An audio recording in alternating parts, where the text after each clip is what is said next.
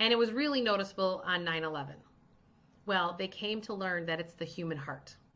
When the human heart is activated, it's the strongest magnetic force anywhere. They now know that the human mind's magnetic force is 2 feet. The magnetic force of your heart goes for 8 miles, and that's only because they don't have anything to measure it longer than 8 miles, and they know it goes farther than 8 miles. So, mom entrepreneurs, fellow entrepreneurs, because that's me, follow your heart 100% all along the way, because that will pull and draw everything to support you, even though you don't know how it's going to work out. I always say, I'm always crunching my head, and I got this nice little crease here. Well, that's my third eye, because Julie, the financial planner, wants to know, how is that even going to come into form, right? And I'm like, Urgh! Like I can always tell, like, and I'll get that pressure right around my third eye, right? And it's because we have to detach from the how it shows up. Your job is to say, oh, my heart really giggles to go do this. I always tell people, follow your giggle. Which one makes you giggle more? If you're trying to decide between 2 things, which one makes you giggle more? Because that's in your heart. And if you're contemplating, sure sign you're in your head, which means you're only going to attract anything that's within 2 feet of you.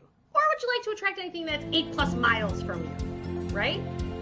Follow your heart. It is the best. And there's so much research on this. Greg Braden talks.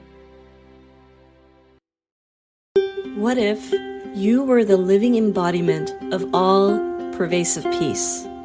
What if all sentient beings all around you increase their vibration towards harmony by merely being in your contact?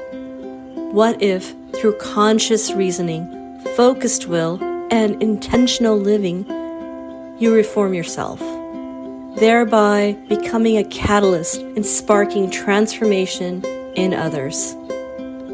I'm Shilpa Lewis, meditation, mindset, and mindfulness coach for midlife mompreneurs, and you are listening to Omnipresent Awareness, the podcast that will inspire you to use your story to serve humanity in not just healing, but thriving as souls, each fulfilling their highest purpose.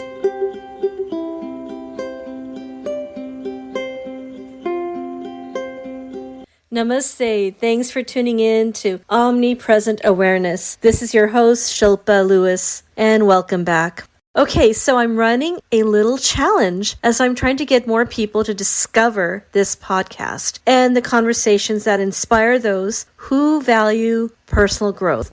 And the best way to do that is to leave reviews. You can leave a review on Spotify, Google Podcast, or Apple Podcast. So here's a little request from me to you. If you feel like you have received any value at all from these episodes, then please write a little review and take a screenshot of your review. Once you've done that, email that screenshot to me at omnimindfulness@gmail.com. Once I get your screenshot, you will receive one of my infographics. Spark your meditation practice through Sankalpa. Sankalpa is the Sanskrit word for intention setting. Along with this, you'll receive a link to my guided meditation where you can daily practice intention setting with some inspirational music and breath work. This infographic, along with the guided meditation, is guaranteed to have you start your practice for meditation with a spark. It is my gift for you for being a listener, being a supporter, and of course for you to be able to manifest the best meditation practice.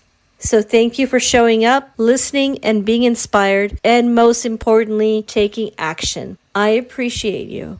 So again, please don't forget to take a screenshot of your review and send it to omnimindfulness@gmail.com, and I will send you that infographic and the link to the guided meditation. We are now in the season of Seeds of Abundance, which is our third podcast season honoring spring, new mindsets, and abundance. This season will cover mindful money mindset, movement and healing, law of attraction, and embracing the feminine energy.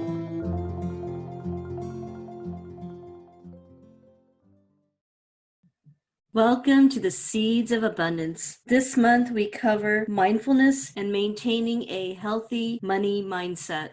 In today's conversation, my partner in awareness, Tanya, and I have this incredible conversation with the author of Awaken Your Wealth, Julie Murphy.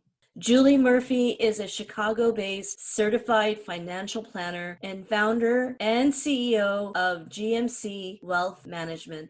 Julie received her bachelor's in finance from the University of Illinois and her MBA from the University of Notre Dame. A 27-year veteran of financial services, Julie and her team have successfully served thousands of clients throughout the United States and abroad. Julie is adept at all the critically important aspects of financial and life planning. Consulting areas include, but are not limited to, portfolio management and asset allocation, including risk management, college planning, business and retirement planning, estate planning, life, disability, and long-term care insurances. Unlike other CFPs, Julie's approach is unique. She works with each client to uncover his or her relationship to their assets. Her time-tested program, PACT, P for picturing yourself, A for accepting reality and awakening, C choosing to change, and T taking action, has transformed countless lives.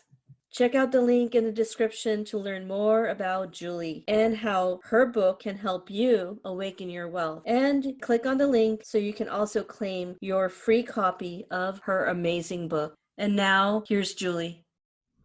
Welcome, Julie. Hi. Thank you. Thank you once again for being with us, Julie. We really appreciate it. Absolutely. Just to dive right in, our first question is, can you share with us your journey on becoming a financial planner? Oh boy. Yeah, sure, absolutely. I'm the second oldest of 12 children. And so hard work was not a big deal to me. And when I was coming out of college, I was like, one of my uncles kept saying to me, you really ought to go into sales. You have this outgoing personality. I'm like, I did not pay for myself to go through college and to be in sales because I could have done that without a college degree. Like that's literally what went through my head when I started. And so there were jobs that you could go to a bank, you could be a credit analyst at the time, you could go to a wirehouse and you could do what they call dial for dollars, where you had to like literally cold call 300 people a day. Or it was go work with an insurance company and where they taught you financial planning. But financial planning was the only one that didn't have a salary. You had a $300 a week draw, which is like nothing to live on, right? Where the other two had salaries, and I was like, I'll just build it up. I don't care. I'll build it up. And so that's where my journey started. And I was a finance undergrad at the University of Illinois, and then started with John Hancock is where I first started. And they had a program where you would build your own client base, but by the end of their program, you would actually be a financial planner. And you'd have all your licenses and everything underneath you. And so I spent my 20s doing that. And towards the end of my 20s, I had said, you know what, as much as this program says that it's independent, I started to realize that if you didn't sell everybody insurance because you worked for an insurance company, you weren't able to keep your contract with the insurance company. And that's when I really decided, like, I really want to be the client advocate and really, first and foremost, be there for people and what they desired without working crazy hours to get enough life insurance sales to still be affiliated with the life insurance company. And so that launched me actually 22 years ago is when I incorporated my own firm. And I can't believe it's been 22 years. I know. I'm looking at you and I'm like, wow, you look like you're 22. Why, thanks. Work on it every day. Yeah, you have a very youthful, that the life of abundance is kind of coming through your skin. It's very youthful. Yeah, I really believe that, I would say more than just being a financial planner, I help people life plan because it doesn't, I always say you work things out or you act it out and you do it through your money, through your health or your relationships. And we were talking earlier about Deepak Chopra, and he really taught me about this, that there really is this correlation between our health and our wealth. And even though you're super wealthy and you have a lot of money and I can manage your money, but then your health is breaking down, which is why in the beginning of my second book that I wrote, Awaken Your Wealth, I have a quote from the Dalai Lama talking exactly about that. And so you have to really look at what I would call your fourfold being, your not only your physical, financial, your mental and emotional, and your spiritual. Like you really have to look at all areas of your world because you are who you are and you're plugging into all those areas and however it is that you're choosing to vibrate at and what kind of brightness and light that you want to bring to the world or what kind of conditioning and the more shadow sides of ourselves. Yeah. And so every Yeah. day work on being a bright light. Yeah, you definitely are doing the right thing. It shows in your, like we said, in your skin and your personality and everything. So thank you. Oh, you're welcome. So how would you say your book, Awaken Your Wealth, is contributing to your mission to financially heal the world and helping Yeah, people to go from fear to clarity? absolutely. So kind of was a journey for me. My first book is called The Emotion Behind Money.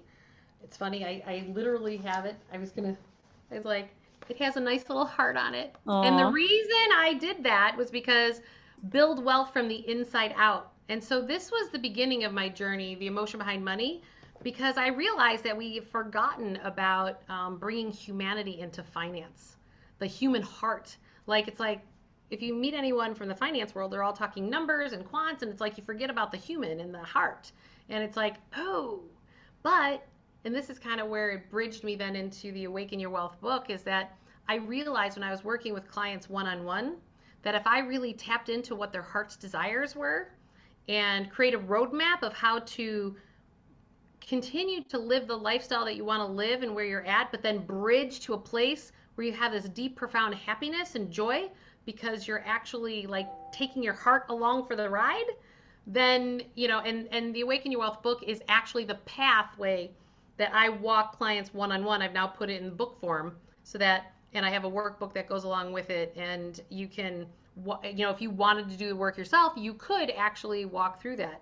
And along with other tips and tools that I have, with my website and stuff. So it's kind of been the journey of how do you get out to the masses? I was dealing with people one on one, and it started with, writing the books and then the workbooks. And now I actually do online group coaching so that I can teach 100 people at one time as opposed to just one on one. And we're doing that so people come in and do, so we're able to get people farther down that path because everyone is looking for some sense of a profound sense of freedom and joy that they're like, I know I want it, I just don't know how to get it. Well, this is the path. That the book, The Awaken Your Wealth, and the coursework that I have is that path on how to get there and how to financially shift to get yourself there. Because on some level, people feel like if they follow their hearts, it's kind of like a non-for-profit. Well, if you go work for a non-for-profit, you're not going to make any money. And it's like we have this belief system around the world that if you do good and you follow your heart, you don't get paid. right. And that is so Yes. far from the truth. Yeah. It's a limiting belief that we have. It's so true. It's so true. I mean, many people in the line of work that Shilpa and I do, people will kind of call us crazy. Like, how are you going to have a career that services people and talks about mindfulness? Like, what is that? But there's Right. such once you start getting aligned and you see where it's going and you see how many people you can help, and you Mm-hmm. truly believe that you can help people. Right. I believe that abundance comes from that. It's not just serving yourself, serving others as well. Yep. So it's not Yep. just financial abundance, like you said. It's All across the all board. of it. Yeah. Yep. Yep. Yep. Because it'll show up in your relationships, it'll show up in your family, it'll show up in your work life, everywhere. It does. And I keep hearing the word align, which really resonates with the philosophy of spiritual development. And I feel like a lot of this is about the energy. It's not about some green piece of paper or something in an account, the numbers in your bank account. Right. All of this is energetic growth. Yep. Yep. Yeah. I always say, when people try to, they'll challenge me on the fact like, money is energy? What? And I'll be like, okay, can we just agree that Einstein proved E equals MC squared? And like, that means everything's energy. The light in front of me is energy. This computer's energy. I'm energy. Money's energy. Everything is energy, and it's just different vibrations depending on what form it takes. It's a different, and I explain it in the way that if you were to walk into like a networking event and you walk into this thing and you know exactly, like you get close to somebody and you're like, ooh, I gotta walk this way.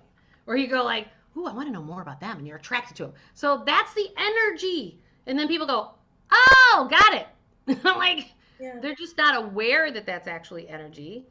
And then as we increase the awareness that everything is energy, then you kind of go, well, what do I want to energize with my money? And like, well, how do I do that? And I tell people, like, first and foremost, I want you to take the word budget completely out of your vocabulary. Take it out. Why? Because the word budget makes you feel like you're clamped down. You can't do anything. There's shame, blame, guilt, and judgment. And that needs to be just completely removed, because you can't expand into who you're meant to be if you're trying to put yourself on a budget, because that's telling you that you're wrong, you can't follow your dreams. And I want you to reframe it. It's about, how do you choose to have your cash flow? So then you're coming from a place of empowerment and not from a place of scarcity. And so you're choosing your path of your expenses going out the door. And most people feel like they've defaulted into a life and they're stuck. And it's like, no, like, you are the creator of your life. And what do you want to create? And choose it. Even though some of those choices are hard, I'm not saying that they're all easy. And do you have more choices when you have more money? Sure. But you know what? I've met a lot of trust fund babies that haven't had to work a day in their life. They're more trapped than people who don't have money. Hmm. Absolutely. It's fascinating to me when I realize that. I didn't grow up with money. I've learned to grow and maintain money. And I'm telling you, people who have money that comes to them from family members, there are strings attached to that money, and you're not able to show up authentically in your life. So I always categorize people as there's the poor, the debtors, dreamers, accumulators, and then rich but empty. Anyone who doesn't feel rich, like from a numbers standpoint of how much money they have, they feel like it's this linear line. And then once they get the money, then they're going to arrive. Guess what? You never arrive. Right. Right. Ever. Because all you really actually have is the here and now. That's it. And so it's about, how do you embody, and actually, I just finished my third book. Oh, And congratulations. it's now in the editing stages, and it'll come out in the next couple months. It's the 4 Spiritual Laws of Money. Oh, And it's nice. about, how do we embody what I call real wealth, no matter where your current reality is. And how do you do that? And then expand and grow into why you came to this earth and what you're supposed to be doing right now. I Because am just so that is excited to what's read happening. that book. I know. I know. And the more you talk, Julia, we were just talking about this earlier, how we find our tribe. Every time we talk to somebody, the way you're so mindful about this whole money thing, and how you're so aware of the pros and cons and how it affects your body, and how, it just reinforces that once again, Right. we have the right people to talk to our audience about different things. Absolutely. And this one Yeah. is a great subject. This is a great subject. Again, I could probably talk to you for another 3 hours, but the next question, really, you answered it, but I'll go ahead and ask you, what role does mindfulness play as you guide your clients? Because you have already answered, but go ahead and maybe share. Yeah, mindfulness, it's the new buzzword, right? To me, mindfulness is just about really setting your intentions and of what it is that you want to create. And, from a pure financial standpoint, for years, I've loved online savings accounts. And people are like, what? There's lots of them that are out there. And these are ones that pay more than the savings accounts that are in the bank. But what I like about them is you can actually name your financial intention. So you can give your account an actual title and a name. So for years, like, people will come to me and say, I'm like, well, what do you want to do 3 to 5 years from now? And they'll be like, well, I want to go on more vacations, and I want a bigger house, or I want a better car, blah, blah. And I'm going to go, where's the bucket that you have set up for those things to occur? Well, I don't have something set up for that. And I'm like, okay, you don't have something set up for that, but that's your desire. And so this is where you can, a great one is like, you're done paying off your car. Well, Now become your own bank. Name, not only call it a new car fund, like if you know you want a Lexus, call it the Lexus fund. If you want, whatever that car is that you'd really like to have next, call it that. And then make the payment every month into that bucket until you're ready to buy the next car. And you might got 2 or 3 years of putting in that $400 a month. And then now you have more. Now you're becoming your own bank. You're retaining your financial power. You're taking away your debt is, I'll call it, it's like your ball and chain. It's like your prison. And if you've ever seen the look on somebody's face when they pay off their house, they pay off their student loans, they pay off their car, pure bliss. People are so happy. But yet we stay in our suffering patterns and we take out the next debt because we think that's the way we have to do it. And that's not bringing mindfulness to what it is that you want to create in your financial. So it's all about your intentions. We're so ingrained that that's the way you do it today that, like, I had somebody say to me, "Oh, I don't carry any cash." And I go, "Why not?" And she goes, "What if I lose it?" I go, "What if you lose your credit card?" "Well, at least then it's guaranteed that somebody else eats the problem and not me." And I'm like going, oh, this is this type of stuff that we are not mindful of, that, oh, most people, if anyone watching or listening to this is like, if it's a challenge for cash flow management, like you spend more than you have, or you have balances on credit cards, you know what? Put a $100 bill in your pocket. Don't spend it under any circumstances. And people will be like, why? And I'm like, just watch what happens. Because what happens, do you guys, any idea what might happen? Knowing your mindfulness training? You're putting us on the spot. I know! It'd be fun! How about you become very aware? Right? Okay. So You're what do you aware think that you it's there, become yeah. aware of? The choices you're about to make around should you decide to do something with that. So not only that, so in America, it's Benjamin Franklin's on the front of the $100 bill. Benjamin starts talking to you. And you start poking all the parts inside your physical system where you are not financially abundant. Because Benjamin is going to bring up all that subconscious patterning. It's like, because we work out our emotions by our spending, particularly sliding credit cards. And then when you got a $100 bill in your wallet and you're like, spend me, oh, I have to, blah, blah. Everybody tells me that. It's like they hear all this chirping, and that's all the stuff that you have unresolved inside of your own mind. And it's like, and all you have to do to get to the other side to be more abundant is keep it in your wallet and feel the feelings that come up. And that's I love how that. you get to the freedom. I love that. That's how you move yourself from scarcity to abundance. Yeah. Being able to feel it is extremely important. Right. Yeah, because you know all about the body. The body's more intelligent than the mind. Right?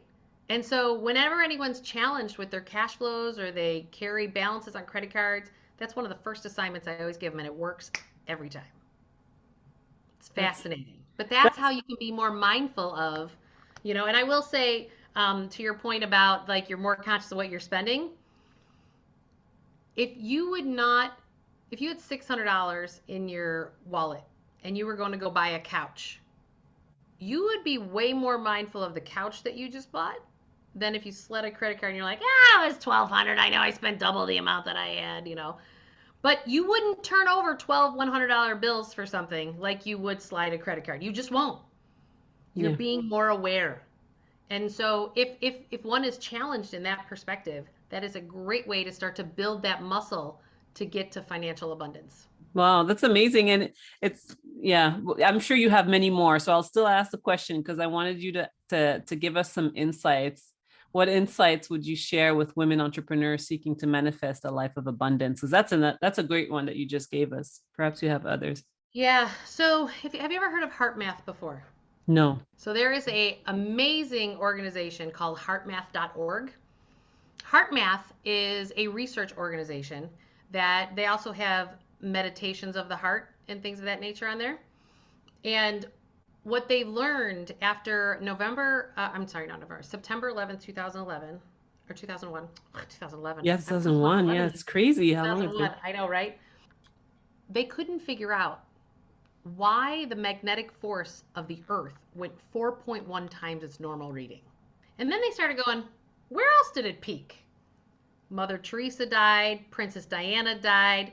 When The Bachelor picked his first date, because it's the most world renowned show, crazy. But these were the peaks in all this data that came from these satellites that are on two. Why is the magnetic force of the Earth peaking at these times? This is the question. And it was really noticeable on 9/11. Well, they came to learn that it's the human heart. When the human heart is activated, it's the strongest magnetic force anywhere. They now know that the human mind's magnetic force is 2 feet. The magnetic force of your heart goes for 8 miles, and that's only because they don't have anything to measure it longer than 8 miles, and they know it goes farther than 8 miles. So, mom entrepreneurs, fellow entrepreneurs, because that's me, follow your heart 100% all along the way, because that will pull and draw everything to support you, even though you don't know how it's going to work out. I'm always crunching my head, and I got this nice little crease here. Well, that's my third eye, because Julie, the financial planner, wants to know, how is that even going to come into form, right? And I'm like, "Urgh." Like, I can always tell, like, and I'll get that pressure right around my third eye, right? And it's because we have to detach from the how it shows up. Your job is to say, oh, my heart really giggles to go do this. I always tell people, follow your giggle. Which one makes you giggle more? If you're trying to decide between two things, which one makes you giggle more? Because that's in your heart. And if you're contemplating, sure sign you're in your head, which means you're only going to attract anything that's within 2 feet of you. Or would you like to attract anything that's 8+ miles from you, right?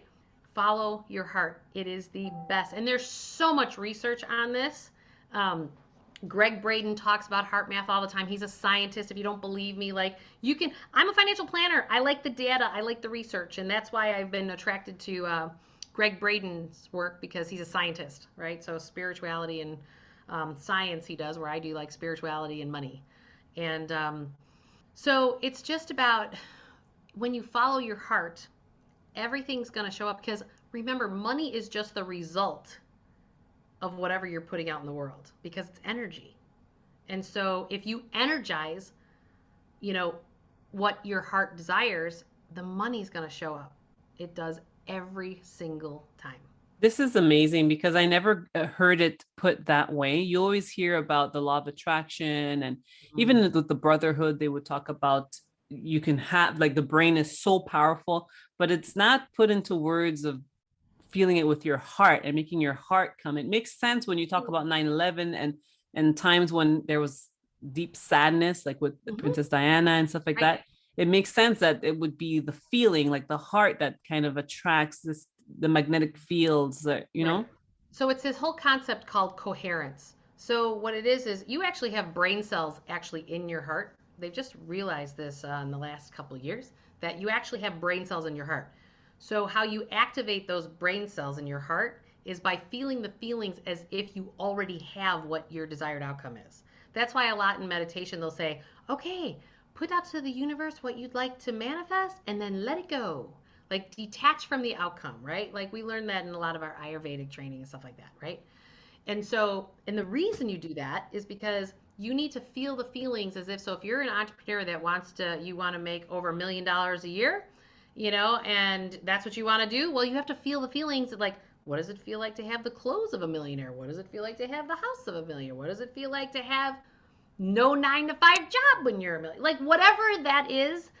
So the first step in my process I talk about in Awaken Your Wealth is you have to dream the dream. And so what do you dream of in your work life and your family life and your personal life? Because here's the thing, you can dream all you want about your business world, being an entrepreneur, but if you don't take the other parts along for the ride, you're going to wind up divorced and your kids are going to hate you, right? So you got to make sure that, I always set the stage that I always wanted to be a super successful entrepreneur. I want to be a great mom and be present, be at their school stuff, and I wanted to be in an amazing marriage.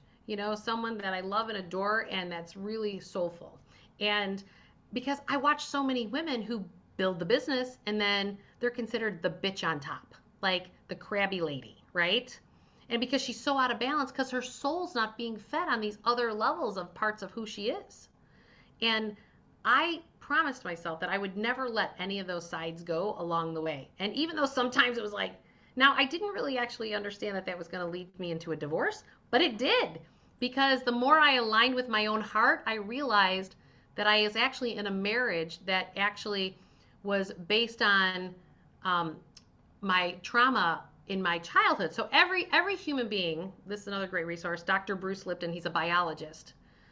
He actually said that 97% of your response to the world comes from your subconscious mind. So every one of us has a subconscious mind and a conscious mind. But if 97% of the time you're not conscious of how you're responding, it's because it's all the wiring that happened back here in your amygdala before you were 7 years old. So everybody has a rejection or trauma before that time. So what I realized is that my first marriage was about his trauma meeting my trauma, and we acted that stuff out. And not good or bad, it just is. We were great souls to provoke healing for each other. But that didn't give me the relationship that I'm in now. That is like off the charts. Like I thought it was amazing before, and I'm like, wow, like light bulbs. And so it's amazing that you have to make sure you're bringing yourself along, because there's a lot of balls that we carry as female entrepreneurs, let alone like in the last couple of years having to be an at-home school teacher too, because my kids were kicked out from the pandemic, right? I have 4 kids, they're 7, 8, 10, and 12. It's like, wow. I was doing a lot of Kudos homeschool teaching. Yeah, What yeah. a rock star you are. Oh my goodness. I mean, again, I've said this 3 times to you. I could easily talk to you for several hours, but I was in tears when you mentioned the heart part, the energy of the heart, and let your heart be your guide. I don't know if those were your exact words, but it just truly resonated with me. I mean, the journey that Tanya and I've come through, we left a chapter of our lives behind to embark on our dreams. And that includes talking to people now that we find our tribe. We're feeling uplifted, but our goal, our heart goal, is to uplift other women. Right. Yeah. Well, and don't forget, because many women will then tune into their heart, but they forget the numbers. Well, that's Like, the challenge. that's the thing. Go, okay, that's great. You're gonna help other women. Well, excuse me, what is that gonna do for your pocketbook? And I literally just was on a call before this one. I haven't even told Tanya that, but we were learning pricing, and I'm like, how do you price peace? I have a hard time giving my content and my delivery. Well, you could get a pendulum. Ooh, This is a spiritual pendulum. it's beautiful. So you could say like, show me a yes, and see how it starts to turn. And now watch this. Show me a no. It'll totally turn the other way. Do you see how that happens? So when you're spiritually connected and you're actually following, I learned this from a spiritual teacher of mine. It's just your energy, your higher self, your energy going through the pendulum. So like when you're stuck in your humanness and in your head, yes, the pendulum, and literally, and I have come to learn that this is just one of the tools that you can use. Like if you're stuck in your noodle, go, okay, so what should I price it at? And just start like, is that $20? You know, $22? Yeah. And I literally just freaking follow it. I surrender into it and be like, all right, sounds good. And then I set it and forget it, and it happens, and it all works out. And it's like, okay, I didn't learn that with my MBA at the University of Notre Dame. Yeah, it's crazy. It's crazy. I love how that formal education combined with, being so mindful and being spiritually kind of stimulated. It's such a beautiful mix. It's just, it's so nice. Yeah.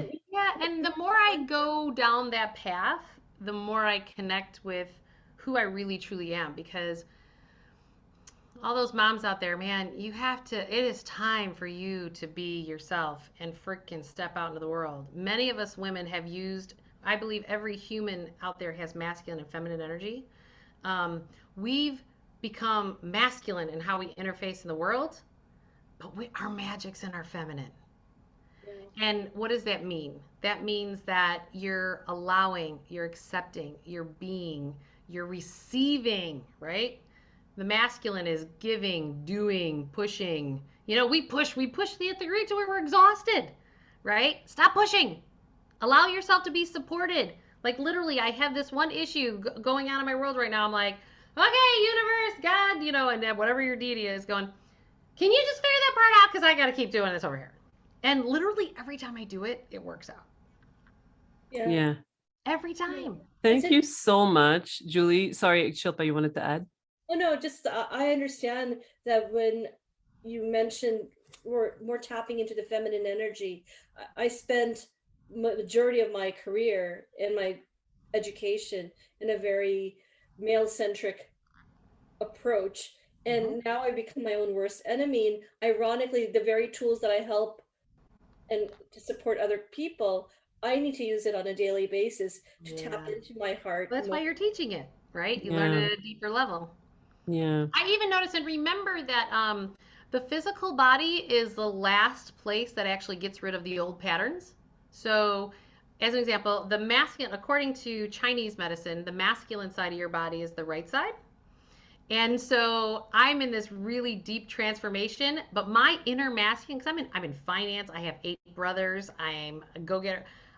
I've actually realized in the last couple of years that my fuel source to create what I've created thus far was on the wrong one. The masculine only got me so far because my magic's in my feminine. And so I've got this internal almost battle going on in my actual physical body that my masculine just doesn't want the feminine to go in front. It's like, no, my heart's important. Get up there, you know? And to the point where I have a Peloton treadmill in my house, and literally, like, everything on the right side, hamstrings locking up, the calf is locking up, my back, and headaches come out this eyeball, and I'm like, ugh. What I've learned is that, okay, if you apply masculine and feminine to exercise, as an example, oh, don't be on the cardio pushing your heart rate all the way to the top. Go into the fat burning zone. That's a great way to explain like masculine versus feminine, right? The cardio is the pushing. Like, I don't even feel like I'm working out when I'm looking at my heart rate and the burning fat. Because I was an athlete. And I'm like going, Jesus Christ, am I even really doing anything? You know, because I'm like I don't even feel like I'm challenging myself. And I'm going, oh, this is my body telling me get in the fat burning zone, not in the cardio zone, because my masculine is fighting by clenching to get rid of all this old patterning that's in my cells and my muscles, because I've done it for 40 years. Right. In a different way. And so it's like, allow yourself the time to untangle it too. And it's okay. The key is what do most people do? Oh, I don't want to get hurt, or I hurt. And no, I've learned when pain comes up in the body, you're just at the threshold of a turning point and you're about to break through. But most people lay off the throttle and then they go, oh, I'll take a few weeks off. That leads into a month and then leads into instead of just take off the intensity. Keep moving the body to get your body where you want it to be, but back off the intensity, and then it'll release it. Yeah. It'll release it. Yeah. Money and debt is the exact same thing. Like when it comes to money, this is again where our health and our wealth are integrated. I always talk about money in 3 categories. You have your financial past, which are your debts. Your money in the present moment are your cash flows. Your money coming in, money coming out of your checking account. And then the financial future is the assets that you've built up. So what happens is so many people can barely live in the present moment because they're paying for so many of their past choices with their debt lines, right? So if you only focus on your debt, you're only going to recreate more debt. So, you know, I have tips and tools, and I've got YouTube videos and everything else about this, like how to put your debt payments on autopilot and never think about them, because whatever you think, whatever you speak, and whatever you feel will create your tomorrow. Where energy goes, where attention goes, energy flows. Right. So put those payments on autopilot and don't think about it. And then when one of them's paid off, then you use your mindfulness and your intentions to say, okay, that was a debt payment of $200 a month. Now I'm going to put some of that 200 back into paying off my past. I'm going to increase what I spend today, and I'm going to put the other third into my future. If you constantly do that, you are slowly but surely erasing your past while living in the present moment and creating exactly the future that you want. It's amazing, and it works every time. That's Pretty cool. brilliant. Oh, yes, you are a mompreneur. So Sorry, yes, beautiful. he had to come join the Hi. conversation. I've had my kids on my lap a lot in the last couple of years. I'm in the middle of talking to people's portfolios, and my Mary Kate just walks in. She's like, "Hi." I'm like, "Hey, Mary Kate, what are you doing? You're supposed to be in the kitchen doing your Right. homework." This is just So so beautiful. amazing. Then this guidance you've just given us, I know I'm going to be. I've already ordered your book, and Oh, thank I, you. I I intend to try to like follow along. Like if I could join a coaching group or whatever it means, but this is needed. Women need this, especially you mentioned just moments ago how women Mhm. are transitioning out of a pattern of whether it's a workforce and Yep. entering mompreneurship or entrepreneurship. We Yep. all need this knowledge. Otherwise, you can transition, but you still have your old patterns. Right, totally. And just allow yourself time to, because what you're doing is you're unpacking your subconscious mind and recreating it. That's what's happening. Because you're not going to plug into the world anymore from your trauma or your rejection from your childhood. You're going to plug in from this place of empowerment and creativity. That's And it's a different fuel of how you're energizing your life. Like it's just different. And it's really about loving yourself enough to do it. That's really what, Yeah. if every woman out there loved themselves as much as they love everyone else, this world would be a whole different place. Yeah. Can you imagine all of the magnetic energy we would be Off the off the charts. charts? Yeah. Off the Julie, charts. you are a wealth, no pun intended, of knowledge. And yeah, it's just been such a joy talking to you. Like Shilpa said, we could talk to you for days. So Thank thank you you. so much for your Yeah, time. you're It has been welcome. so beautiful. Thank you, Yeah, Julie. absolutely. Maybe we can have you back again as a guest. Sounds good. Thanks for having me. I appreciate it. Thank you Thank for being you. here. Uh-huh. Thanks again for tuning in. Check out the links in the description and please subscribe, follow, and share. And continue to be omnipresent.